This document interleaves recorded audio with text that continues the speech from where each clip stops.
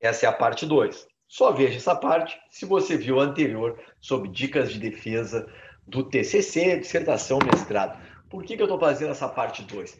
Porque eu esqueci, na pressa, de falar mais algumas questões que são muito importantes, que eu não poderia deixar de chamar a atenção de vocês.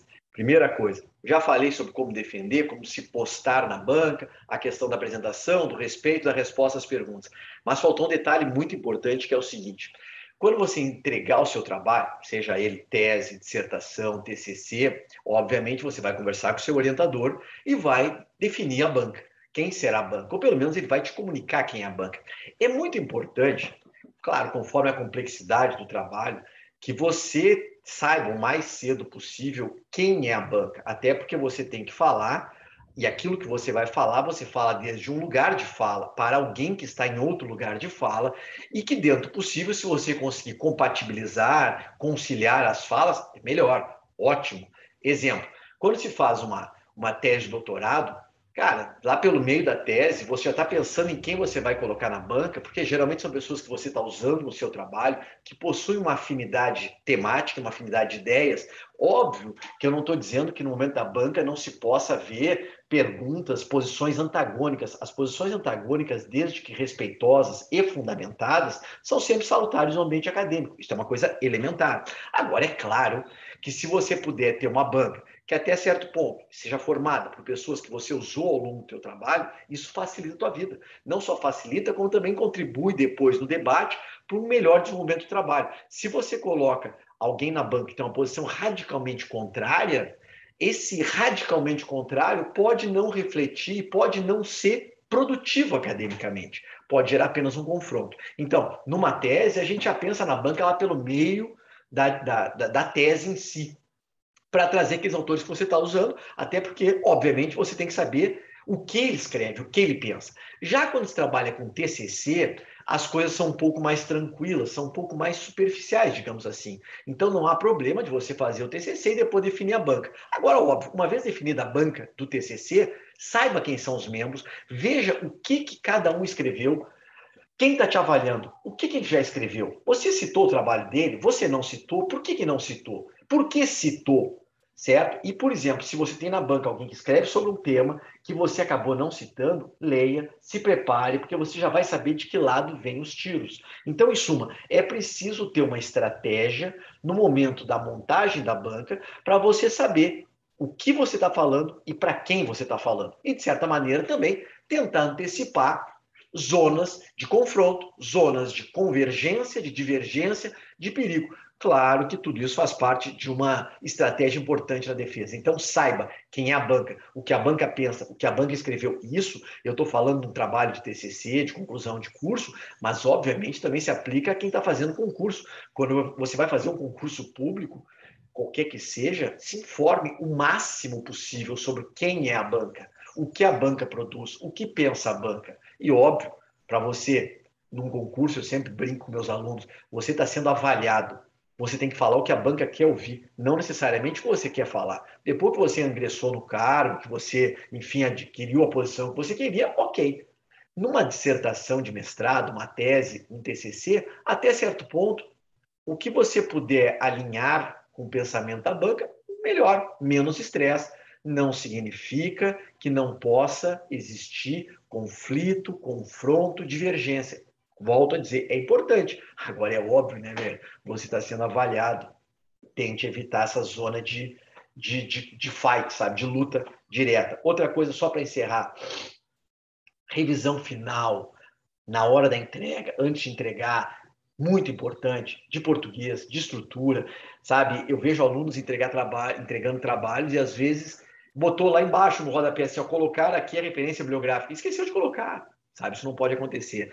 Também muito cuidado com a história do idem e bidem. Eu não deixo meus alunos usar isso. Por quê? O idem e bidem, opcite, coisas do gênero, são abreviaturas, são atalhos, sabe, para poupar o teu trabalho. Só que aí você, quando usa na mesma página, na outra página, tudo bem. O problema é que você escreve o trabalho, recorta e cola daqui e dali, e no final você às vezes ainda mexe na estrutura. E quando você mexe na estrutura, não raras vezes, o teu OPSIT fica 100 páginas depois, sabe, da última citação. Ou você simplesmente exclui a situação primeira e ficou só opsit. Idem e bidem, você não sabe nem de quem é. Claro que numa tese, numa dissertação, isso pode ser um problema imenso.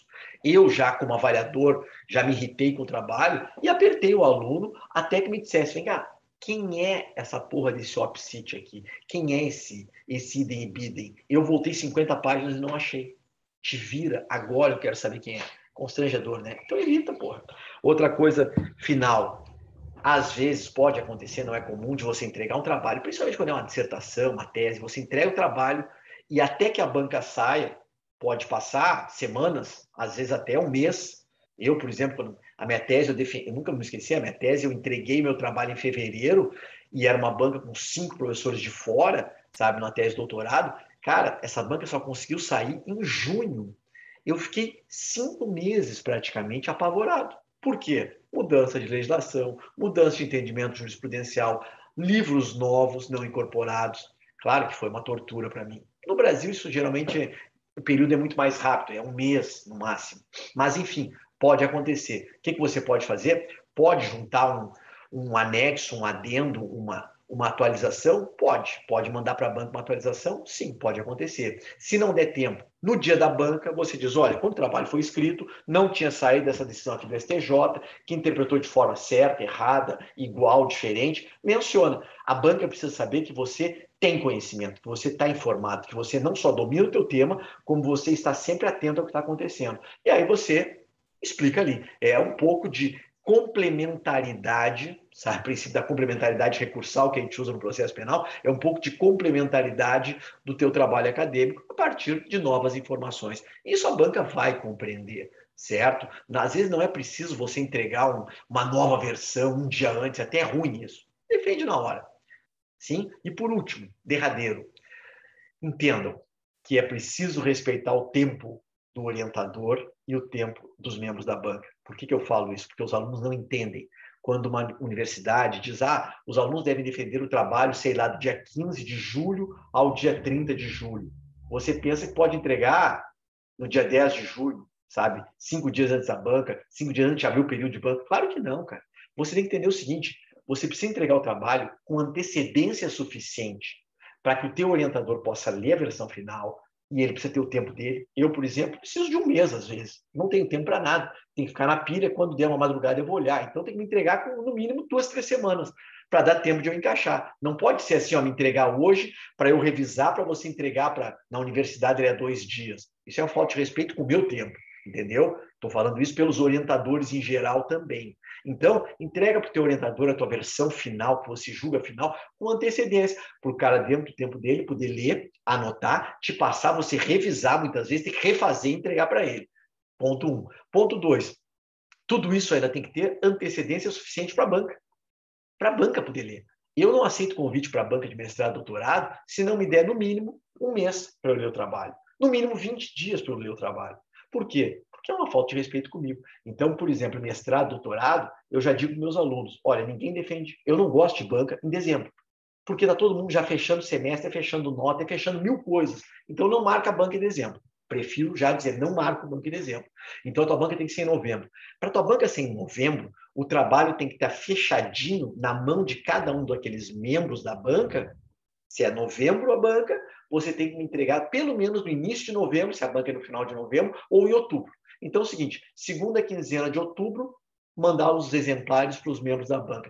Para isso, tem que estar depositado na faculdade uma semana antes, logo no início de outubro. Para entregar na faculdade em outubro, tem que ter passado por mim antes. Então, nós já estamos voltando para início de setembro.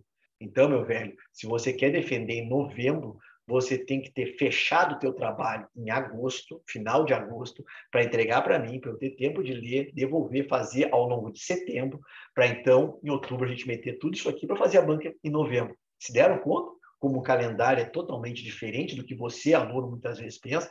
Prof, eu quero defender em novembro, então eu entrego em outubro a versão para o senhor? Claro que não. Então, em suma, essa é a sugestão final.